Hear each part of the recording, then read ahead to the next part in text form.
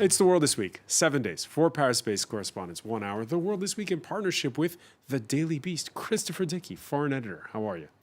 Glad to be here. Glad to have you. And glad to welcome as well Lara Marlowe, Paris correspondent for the Irish Times. Good evening, Francois. How have you been? Fine, thanks. All right.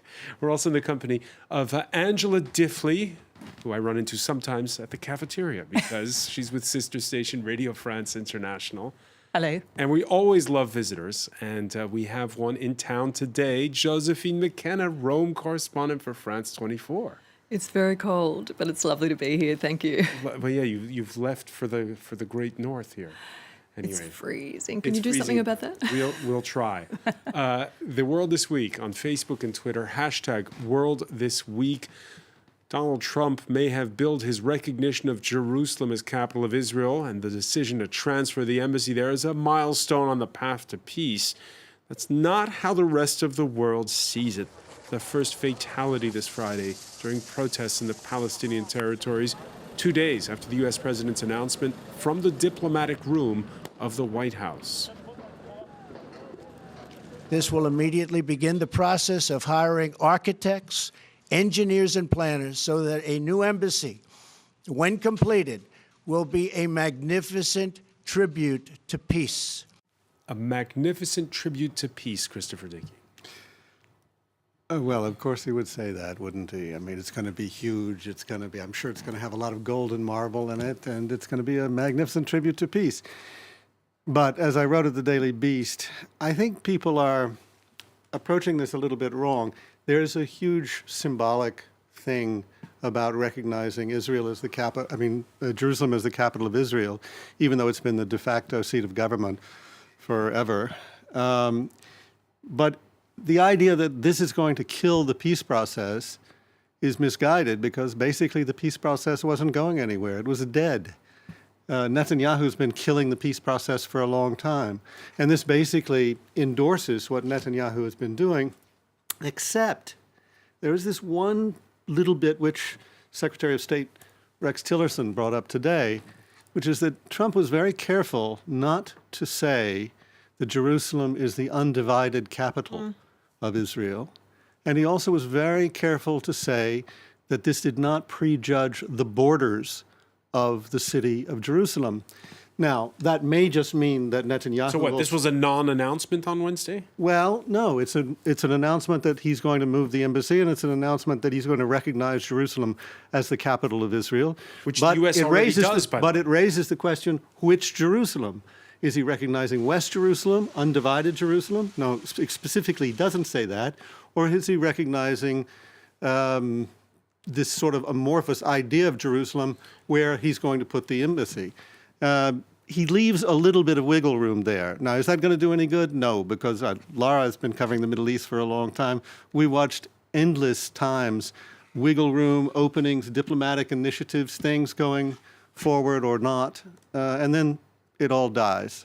Lara Marlowe, one of the surprises this Friday has been our correspondent in Jerusalem went to the Al-Aqsa compound, and the worshippers there, they were more resigned than anything else. They weren't as worked up as they were a few months ago when there was perhaps a chance that there would be a change in the security around, the Israelis would take over some of the security around that compound. Well, why is it that we're seeing these graphic pictures, there's been a person killed. This isn't to say that there are no protests going on, but why isn't it...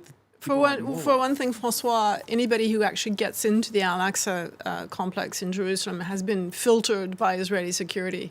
So you're not going to have any fiery young men in there saying outrageous things to start with. The other thing is I think the Arabs are just so beaten down at this point. The Palestinians are completely beaten down. I mean, this year we've seen the centenary of the Balfour Declaration, which promised the same land to two peoples. Thank you, Great Britain. And we've seen the 70th anniversary of Resolution 181, which foresaw a two-state solution, which has never been achieved, thanks basically to Israel and the United States. The 50th anniversary of the 1967 war. So this is a very symbolic year in many, many ways. And somehow Trump coming and recognizing Jerusalem, recognizing the occupation and the annexation against international law, against all those UN Security Council resolutions, is just sort of the cherry on the cake. I mean, it's just the last straw. Sorry for the cliches, but there was a very interesting story in the New York Times this week about Trump's ultimate deal, which he's peddling, what Jared Kushner is cooking up with Mohammed bin Salman, the Crown Prince of Saudi Arabia. And basically, they're saying, okay, we'll give you want a Palestinian state, we'll give you a Palestinian state, but there will be no Palestinian capital in Jerusalem, there will be no contiguous territory, there will be no right of return. They're going to offer them something that they absolutely cannot, under any circumstances, accept. This is what is happening, and I'm afraid that all of the concentration on burning tires and shouting Arabs, this is what Trump and Netanyahu want. They want us to say these people are animals, these people are angry, these people are violent, and the media has fallen into this trap of focusing totally on the protest and the anger and not discussing the basis of it, which is gross violation of international law. I think that the Palestinians seem very unsure on how to deal with this. I mean, obviously they're already divided, West Bank, Gaza, and of course, their attempts at reconciliation between Fatah and Hamas seem to have stalled yet again. They're obviously very unsure about how to deal with it. But I get the impression as well that Hamas called for an intifada. I think Hamas appear to have lost considerable credibility within Gaza. That's why some of this attempted reconciliation between the two came about. And one gets the impression that ordinary Palestinians are saying this doesn't work. There was, we must remember as well, the United Nations did unearth some evidence that ordinary people were used as human shields in the last big clash with Israel. So perhaps that is behind a lack of support for further action amongst ordinary Palestinians. I think it is hard, though, I think, to see why Trump did this. Beyond this sort of that he does seem to act quite emotionally on foreign policy and not necessarily in American interests, and it's certainly extremely unhelpful. Given the universal condemnation that we've seen, you have to ask yourself, is he speaking to the American audience, not the international audience? Of course This is a payback for the election promises Evangelical Christian evangelicals. But Sheldon George W. Adelson. Bush spoke to that same evangelical. Not in the same way. Not in the same way. And if you go back and look at George W. Bush's policies vis-a-vis the Palestinian-Israeli conflict, they're a lot more reasonable than this, a lot more nuanced. Although George Bush, I was going back over it, George Bush did give away a hell of a thing back in 2004 where he basically said, we're not going to go back to 67 borders.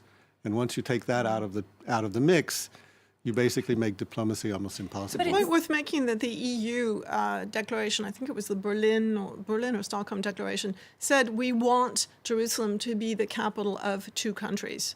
So that is EU policy. And President Emmanuel Macron has reminded the world of that in Algiers the other night, and I think he said it again this morning. And he said this contravenes international law. And Macron will be welcoming Netanyahu, by the way, this weekend to Paris. To be a fly on the wall. It'd be very, very interesting to see. I covered Netanyahu's last visit in July, when Macron was extremely warm and friendly and conciliatory towards Netanyahu. He, for example, he said that anti-Zionism is the new anti-Semitism, which thrilled Netanyahu. He was that was quite a concession on the part of Macron. It'd be very interesting to see if he's quite as warm and conciliatory this coming Sunday. It's also the case, of course, that Arab countries, Muslim countries have so many other problems at the moment we haven't mentioned, but it's slipped down the agenda. There's chaos in so many areas in the Arab and the Muslim world that the Palestinians can't count on very much support beyond people out in the streets. Our correspondent in Tehran There's saying too much going on. that the protests were rather muted this Friday. What about at the Vatican? What's the... Well, we've seen a very strong reaction from Pope Francis, and you can tell that the Middle East issue is dear to him. As soon as he was elected in 2013, you remember he gathered together Muslim and Jewish leaders at the Vatican. He feels very strongly about the Middle East peace process. When he went to the Holy Land, he went to the Palestinian territories before he went to Israel, and that was very significant. That irked the Israelis at the time. And he met with Palestinian religious leaders at the Vatican this week. So he made a very strong statement saying this requires wisdom and prudence, and he was deeply concerned. And I think that's very heartfelt from Pope Francis. Final question on this. Is this about Donald Trump, this guy who appears to some people to like to stir trouble, to whip things up a bit? Or is it just that his supporters really don't care what the rest of the world thinks? Oh, I think all those things are true. I think that he would like to be a good president. I think we always have to keep that in mind about Donald Trump. As bad as he would like to be a good president.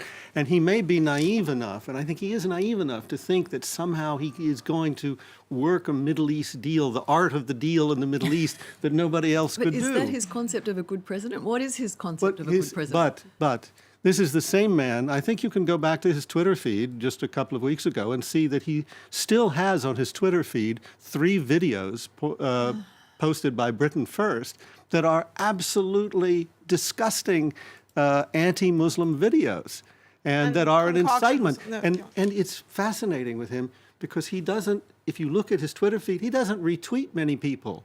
And all of a sudden, he retweets Jada Franson 3 videos and leaves them up, even though we know one of them is a complete fake. So is he an unreliable interlocutor? Well, yeah, that's obvious. But has somebody gotten to his head and said, maybe you should find a more nuanced approach to the Middle East peace process? Yes, but it's nuanced and it's naive. I agree with you. I think the press has way overplayed the violence issue and the violent response. And it's very much that he wants, at the bottom, to answer your question briefly, he wanted to keep his promises to his constituents. That's what he wanted to do. And he wanted to do it before he'd been in office for a year. And this is one that he thought... And a bit of pressure from Jared Kushner, perhaps? Probably. Donald Trump finished runner-up as Time Magazine's Person of the Year. That distinction, though, going to a collective of women described as the silence breakers. In the wake of the flood of allegations triggered by the cases brought to light against Hollywood mogul Harvey Weinstein, one of his alleged victims, actress Ashley Judd, on the cover, so is pop singer Taylor Swift, former Uber engineer Susan Fowler, lobbyist Adama Iwu, and an immigrant from Mexico whose name was changed to protect her identity. Angela, what was your thoughts on when you saw the cover? It's part of a pattern. They do sometimes highlight the big social phenomenon of the year in the way that they did with Caitlyn Jenner before the year when Bruce Jenner became Caitlyn Jenner. The transgender issue simply didn't have the traction that it does now, and they can give things added weight. If they spot what they consider to be a social phenomenon, they can give it added weight by putting it on time. So it's part of a pattern. In that sense, it makes sense. It's logical. It certainly had a massive effect as a social phenomenon. I'm very uneasy about where it's going. It's worrying seeing some incidents of sexual harassment which are slightly unpleasant, bunched in with violent rape. And they are all bunched in sometimes on some of these social network sites. I'm a bit uneasy about it, but it's got us all talking. Do you share that unease? I tend to agree to a certain extent, but having been in situations where I have been subjected to groping and unwanted advances, I have a great deal of sympathy for what some of these women have gone through. I was wondering why Taylor Swift was on that cover, though. I didn't feel that she was at the forefront, even though she's had that recent sexual abuse case before the courts. I just thought perhaps Rose McGowan should have been on the cover. I'm not sure. Was that about because more about Taylor Swift's high profile, the fact that That she sells magazines? she sells. Well, I'm not sure. Search she engine actually, optimization. Yeah. There was a piece on the Daily On the Beast. Daily Beast, yeah, today, saying that she was a terrible choice to put on the cover. Precisely because she hasn't been out there in front, committed to Campaigning. these issues. She had a court case where she was sued and countersued. Exactly. But, for instance, particularly her attitude toward President Trump, she never spoke out about President Trump and all the allegations about But isn't him. that a bit harsh? No, why? She's a pop star. Is she supposed to speak Well, out? she's a pop star with a constituency that overlaps a lot with President Trump's. So, okay, let that happen, let that be. But don't put her on the cover of Time magazine as one of the silence breakers. I think that, for me, I think that was a mistake to put individuals on the She front of Time. denounced a radio DJ who grabbed her under the table, basically. Who sued her. Yeah. And then she she countersued, and there she was a won. $1 She won. settlement. I mean, this is not a profile in courage, for God's sake, which is what that cover suggests. exactly. And I those, think- a lot of those are courageous women. Exactly. Ashley Judd really stood out there. And I'm also interested in the arm. You see an arm in that picture of an unidentified woman. Lower right-hand On corner. the lower right-hand corner, which is also very interesting. And that's a woman who has been subjected to sexual harassment in a Texas hospital and does not want to be identified. And I found that quite fascinating. And that's speaking for the women that are too afraid to come forward. And that's perhaps a more powerful argument. Lara Marlowe, when there was the Dominique Strauss-Kahn affair, this was, 7 years ago, everyone said, this is a turning point. And it was talked about. Was it a turning point? Will this be a turning point? I have my doubts. I think maybe this tells us a lot about mankind, tells us a lot about power and what men with power do with their power.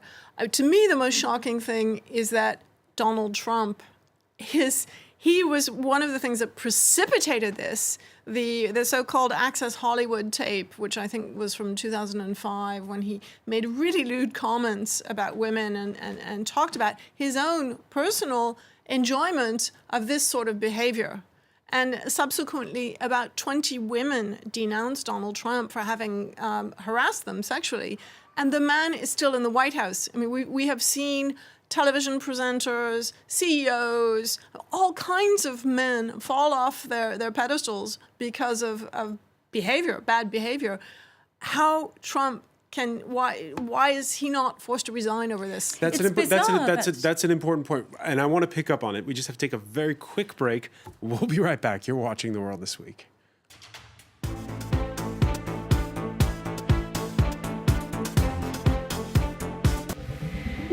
Tech24, presented by Julia Seeger and Dhananjay Kadilkar.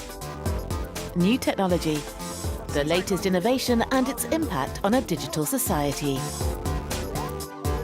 Tech24 on France 24 and France24.com. Reporters, presented by Mark Owen. Alors, nous, on est une organisation humanitaire. On va vous prendre sur notre bateau.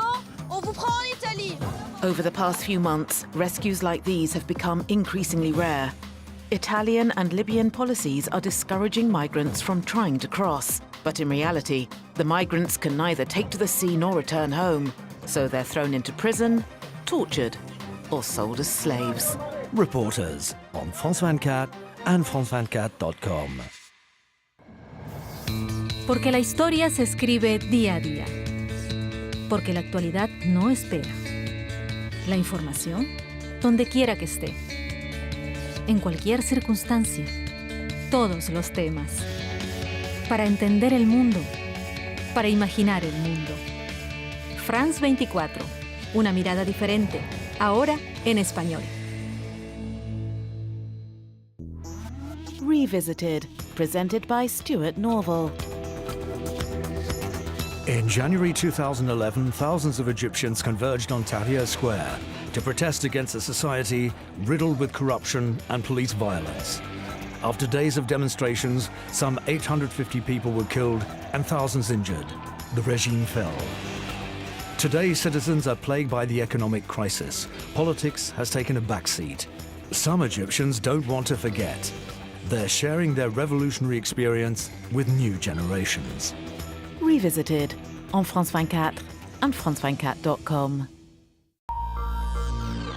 Welcome back. Before we resume the France 24 debate, it's Friday, the world this week. Before we resume the world this week, some of the stories we're following for you in the newsroom. A first Palestinian protester killed in post-Friday prayers clashes. The backlash against Donald Trump's decision to move the U.S. Embassy to Jerusalem felt at the United Nations. An emergency session of the Security Council convened.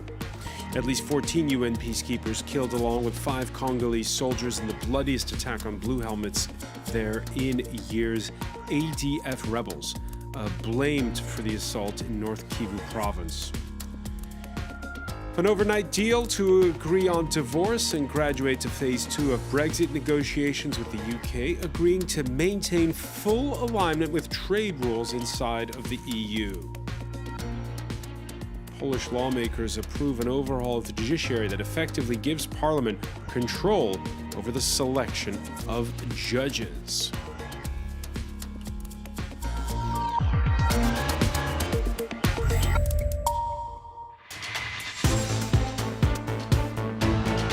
Welcome back, or welcome if you're just joining us. It's The World This Week. The World This Week in partnership with the Daily Beast. Christopher Dickey, foreign editor, is with us. Welcome back as well to Lara Marlowe, Paris correspondent for the Irish Times. We're also in the company of Angela Diffley of sister station Radio France International, and France 24 Rome correspondent Josephine McKenna, who has not picked the sunniest day to visit the French capital, but Can you fix that? I'm not sure. We were talking just before the break about how ever since the Weinstein allegations have come up, some in positions of power have been quick to go, others not. Cabinet ministers in the UK, they were quick to go. Over in the US this week, it was a longtime Michigan congressman who announced his retirement at the age of 88, followed by Democratic Senator Al Franken, who after one sexual allegation too many, showed, well, 1 part penitence and 2 parts bitterness over the fact that in a by-election next Tuesday, Alabama is poised to elect a Republican as senator, one who's an alleged child molester. I am leaving while a man who has bragged on tape about his history of sexual assault sits in the Oval Office, and a man who has repeatedly preyed on young girls campaigns for the Senate with the full support of his party.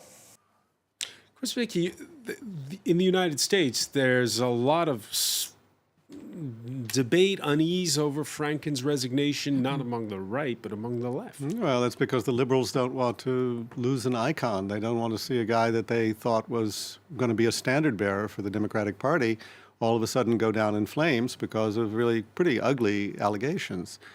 And there is a sense that it's unfair, especially as it looks like Roy Moore, who is basically diddling little girls, is going to be elected to the Senate. And the Republicans will, of course, they'll accept that. There's all this talk about the ethics committee and stuff. It's bull. They're going to accept it because they want the vote. And so there's a sense of a lot of cynicism that attaches to this.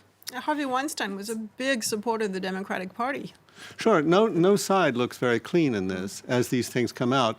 And that's why I think it's a mistake, actually, for the Democrats to believe that they can hit this high moral tone, because they'll be torn down again and again. And they're up against a Republican Party that simply believes whatever it wants to believe. 70% of the Republicans in Alabama think that the allegations against Roy Moore are lies.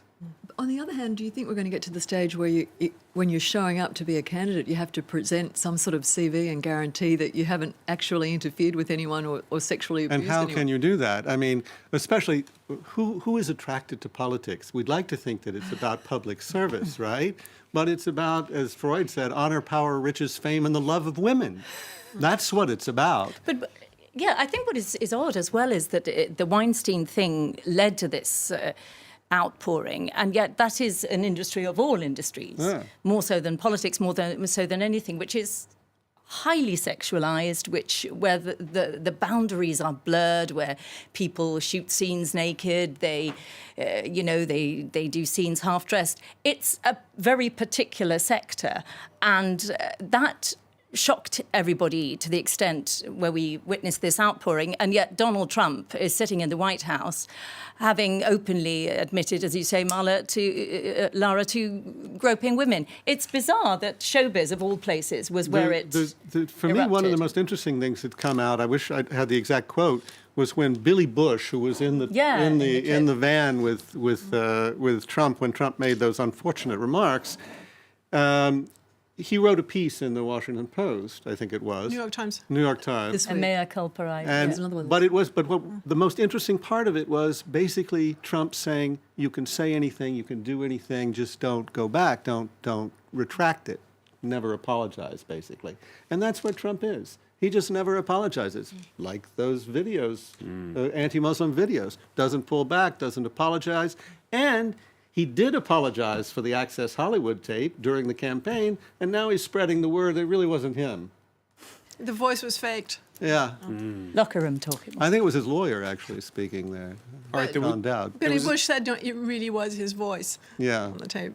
There was a big sigh of relief out of London, out of Dublin, out of Belfast, out of Brussels. So early this Friday, a Brexit breakthrough at last. The UK Prime Minister returning to Brussels for the second time this week after an overnight deal on the three issues holding up the start of future trade relations between Britain and Europe: the divorce bill, citizens' rights, and the one that had us wondering Monday whether her minority government could survive, the border with Northern Ireland. All those three issues, they seem now that they've gotten over them.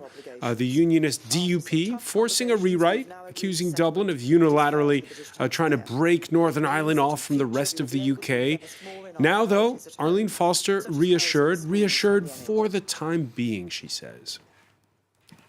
We believe that there have been 6 substantive changes, and we're pleased to see those changes because, for me, it means that there is no red line down the Irish Sea, and we have the very clear confirmation that the entirety of the United Kingdom is leaving the European Union, leaving the single market, leaving the customs union, and I think that's a very important statement to have. And it's also vitally important, of course, that the integrity of the United Kingdom was kept in place. But there are still matters there that we would have liked to see clarified. Yeah, and perhaps she's not mentioning the zinger bit. Page 41, paragraph 41 of this document, page 15, it says, and I quote, "In the absence of agreed solutions, the United Kingdom will maintain full alignment with those rules of the internal market and the customs union," Lara Marlowe. What does that mean? It means that this is going to be a soft Brexit, not a hard Brexit. It means basically that Britain is staying in the single market and the customs union. And they had to do this because the Northern Ireland Protestants refused to be on the same legal footing with the Republic. The Republic said, leave Northern Ireland in the EU for all practical purposes, for the purposes of trade. So that there was no land border, because a land border is very, very dangerous to Ireland. The fear was that it would take us back to the Troubles, to war between Protestants and Catholics, between North and South, whatever. So Ireland, the Irish government in Dublin is thrilled about this agreement. They were really, really worried, and they're actually as thrilled about the East-West trade, if you see what I mean, the trade between Great Britain and Ireland, as they are about Northern Ireland and the Republic. Yeah, not being isolated from the rest of the exactly, continent. because Britain is their biggest trading partner. Right. And to have that trade threatened really, really hurts the Irish economy. So, Angela, explain this to me. Dublin's thrilled. The hard Brexiters inside of Theresa May's cabinet, they're backing her after this deal. They're not that thrilled.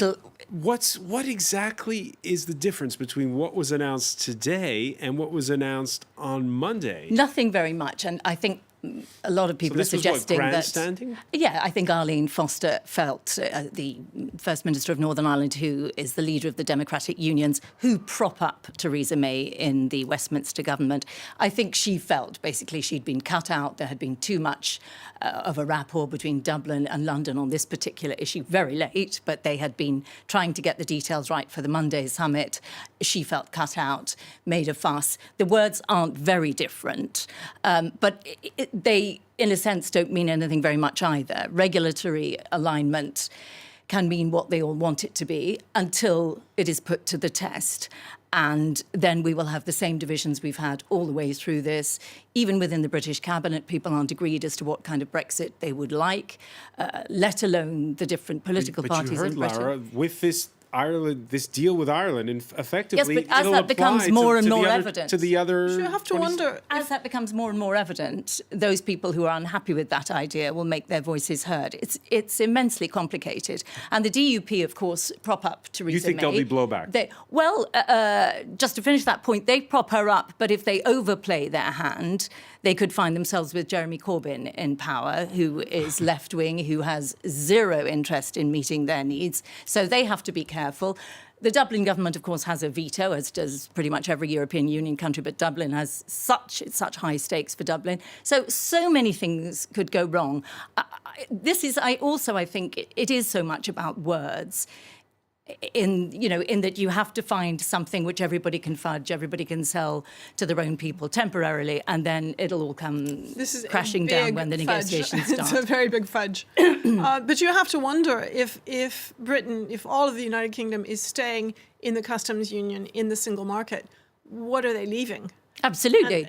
And, so are they... They're saying goodbye to any decision-making process and accepting all the rules. And paying 50 billion Absolutely. euros. So. Which is why I think further down the line, we will have further ructions. Well, of course we will. It's what not about just the me issue that of the thinks actual that. bill? I get the feeling that when people start to realise how much they're going to have to pay, it's going to be particularly damaging for Theresa May, isn't it? Theresa May, by the way, she's papering that over. She's reviving that Brexit campaign favourite. Leaving the EU will mean more money for the National Health Service. At least that's what she said this Friday.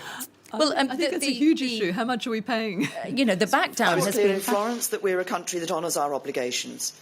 After some tough conversations, we've now agreed a settlement that is fair to the British taxpayer. It means that in future we will be able to invest more in our priorities at home, such as housing, schools and the NHS.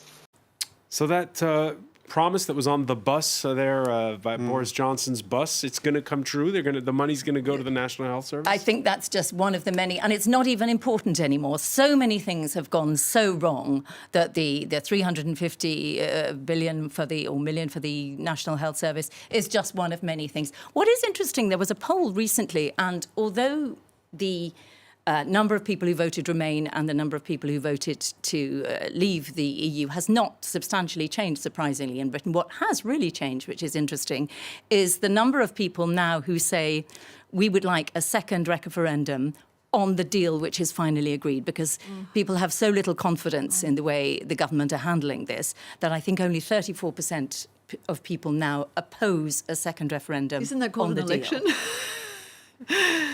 Let's see what we think. Elections after Theresa May's last experience, I don't think exactly. I mean, a second referendum would be a disaster, even thinking about it. But a second referendum on the terms of the deal.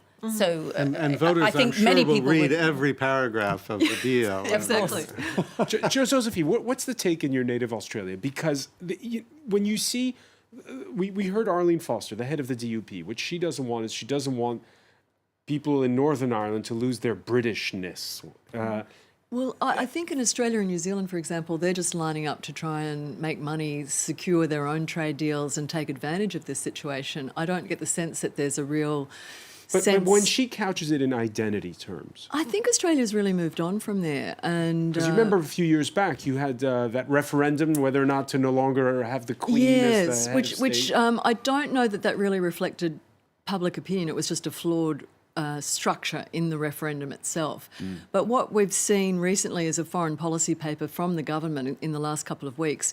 Really, there were reports about it saying that it barely mentioned the British government at all. And I think that shows you just how far Australia's identity's moved on.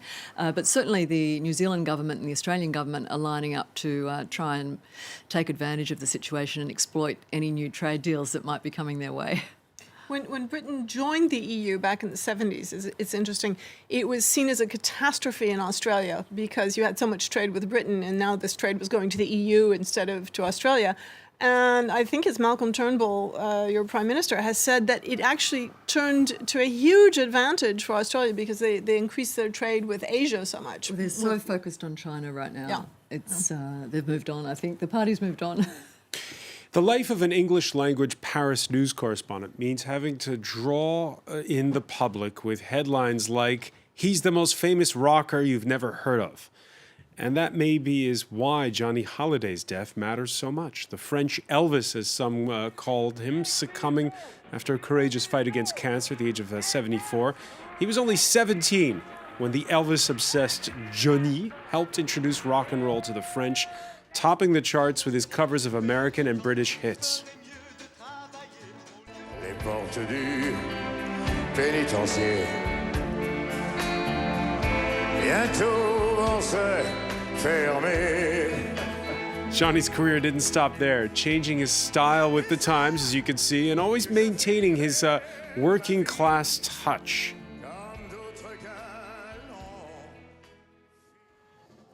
Ahead of his funeral, which will include a Harley-Davidson riding bikers on the Champs-Élysées Saturday, tributes include the Paris Fire Brigade singing "Allumez le feu," one of his hits, "Light the Fire." There's going to be Johnny Hallyday songs played before every game in the French Football League this weekend. Christopher Dickey, have you found it easy or difficult to explain Johnny Hallyday to your readers? Oh, actually, I found it fairly easy. I mean, I think that people had sort of heard of him in the United States as a kind of a joke. Like the whole idea of French pop music is kind of a joke in the United States. But on the other hand, he was such a sympathetic guy. I interviewed him years ago, 20-some years ago, and he was such a nice guy. And he had so many friends, not so much fans, but friends in Los Angeles, in Pacific Palisades, where he lived. A lot of people came out tweeting about him and saying how much they were going to miss him. And there was something about his very effort to imitate America that was so French. I mean, one of his most famous songs is Quelque chose de Tennessee, right? And the video for Quelque chose de Tennessee has him hitchhiking. Which is about Tennessee Williams. Right, exactly. But it's not about the state of Tennessee. It's not about Nashville. It starts with lines from Cat on a Hot Tin Roof. It's about Tennessee Williams. How French is that? and he's, you know, he was a beautiful young man. He was incredibly good-looking young man. Like James Dean. Yeah. And he idolized James Dean as and he became this rather sad, leathery old guy toward the end. Too many Gauloises and too much cocaine. I just want to say, so many wives, so little time. How did he manage to fit in all those wives and children and lovers and? Well, he didn't. Well, I mean, he's French, for God's sake. I mean, you know. That explains it. Only 5 marriages to 4 women. He married one of them twice. But what's interesting about Johnny Hallyday and the reactions to it, like the state broadcaster, which is a little bit highbrow, France Inter, listeners complained, we're playing why are we paying tribute to him?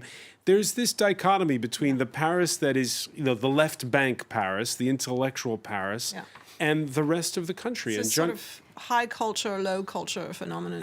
And Johnny Hallyday was the hardworking showman, and yet. Yeah, he did.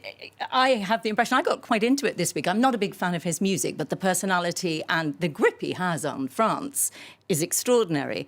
And it did seem that he does seem to cross social boundaries. He does seem to be appreciated by the rich and the poor and remind everybody, I think, of a happier period, you know, the Trente Glorieuses, the 60s, the 70s, the 80s in France, which were broadly relatively a happy time. And I think there's an enormous amount of nostalgia, you know, particularly people who run television and radio stations often enjoyed that period of their life. So I'm sure there's an element of nostalgia. But he crossed generations and he crossed social boundaries, I think. And as Christopher said, a humble person when you spoke to him. Part of Johnny's popularity was his humble demeanor and self-deprecating humor, like on the set of Johnny To's 2009 action film Vengeance, where he was one of the actors.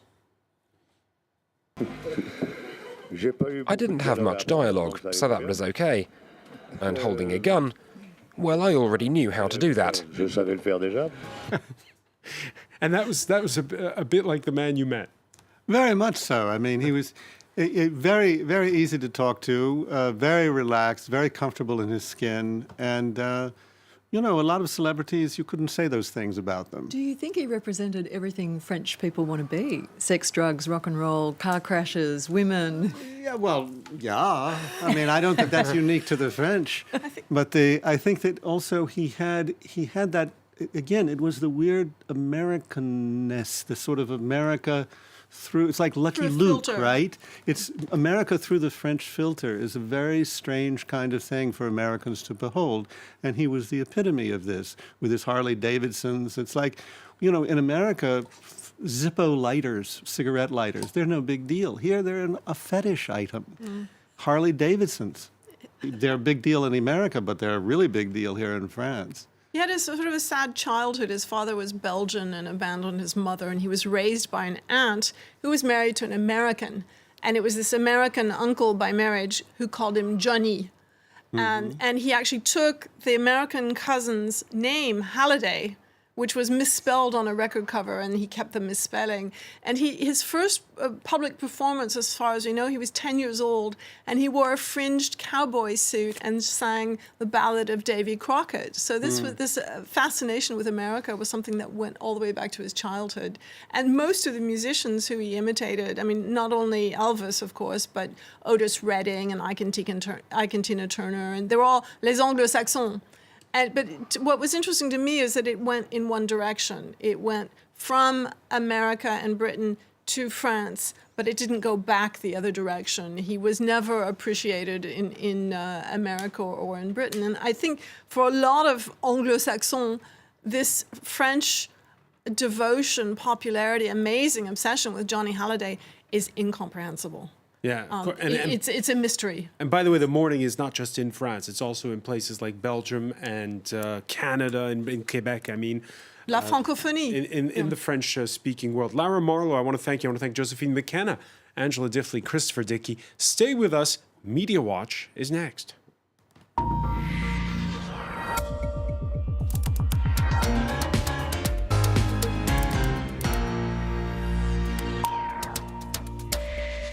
And we say hello to Simon Harding. Hi, Francois. Who's not going to perhaps have to learn the Marseillaise and apply for that French passport after all. No, maybe not.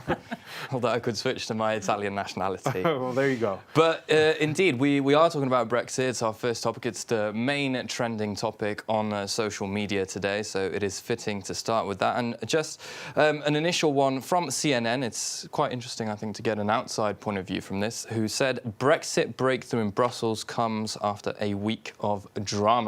So, of course, coming back to everything that happened between the DUP and Theresa May, there were very quick reactions, official reactions today. Theresa May, of course, who said she consistently wanted to build a deep and special partnership with the EU as we implement the decision of the British people to leave in March 2019. So I think she's trying to say that obviously she's delivering on all the promises that, and that she she'll made. make a deadline. Exactly.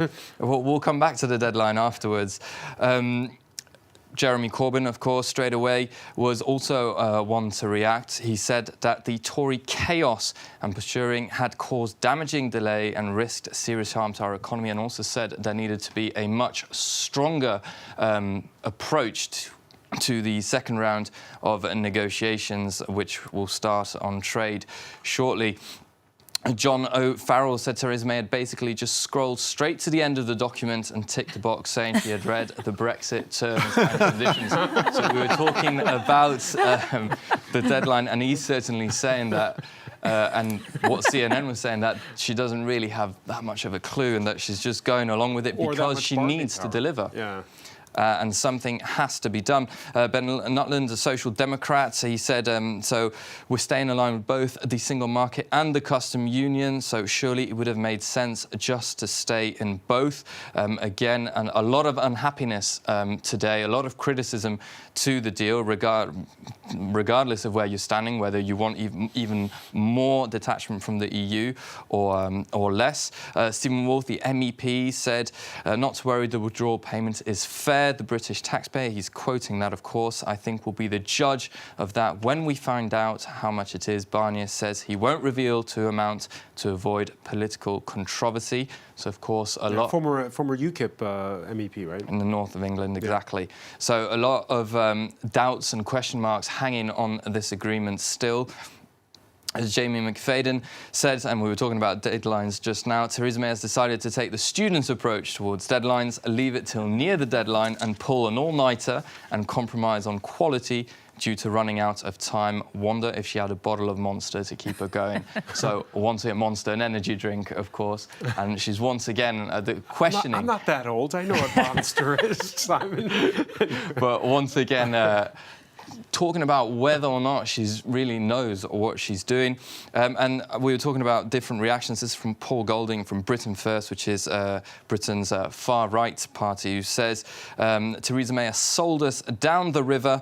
We say no divorce bill, no legal oversight, no transition period, traitor, capitulation to the EU. So, again, miscontents on both sides of the spectrum there.